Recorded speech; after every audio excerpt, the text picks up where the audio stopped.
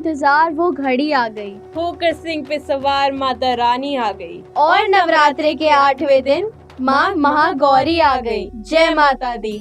मैं तरंग, मैं वंशिका फिर आ गए हैं लेके रेडियो भारती का एक्सक्लूसिव प्रोग्राम नव कथा, जहां हम सुनाएंगे कहानी अपनी 8वीं माता महागौरी की। महागौरी माँ दुर्गा का सबसे स्वच्छ रूप है। माँ के और भी कई अन्य रूप है, जैसे कि माँ दुर्गा, माँ पार्वती, माँ काली और साथ ही साथ माँ को माँ कौशिकी के नाम से भी जाना जाता है। माँ दुर्गा ने ये रूप शुंभा और निशुंभा जैसे असुरों का खात्मा करने के लिए धारण किया था।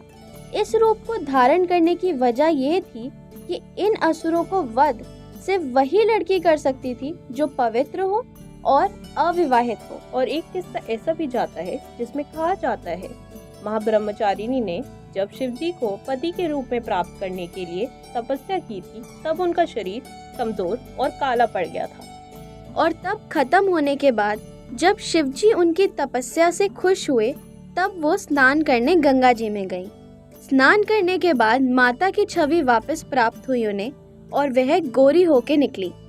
इसीलिए उन्हें महागौरी पुकारा जाता है। माँ को पवित्रता, शांति, ज्ञान और तपस्या का प्रतीक माना जाता है। महागौरी अपने भक्तों का ध्यान रखती है और जो गलत राह पे चले जाते हैं उनको दंडित करती है। महागौरी अपने भक्तों को सही दिशा दिखाती हैं और मोक्ष प्राप्त कराती हैं। महागौरी की उपासना से सभी कष्ट दूर हो जाते हैं और उनकी पूजन से सभी 9 देवियां प्रसन्न हो जाती हैं। ऐसे ही और देवियों के बारे में जानने के लिए और उनकी कहानियाँ सुनने के लिए हमारे साथ जुड़े रहें रेडियो भारती पर। जयकारा शेरा वाली दा, बोल साचे दरबार की जय।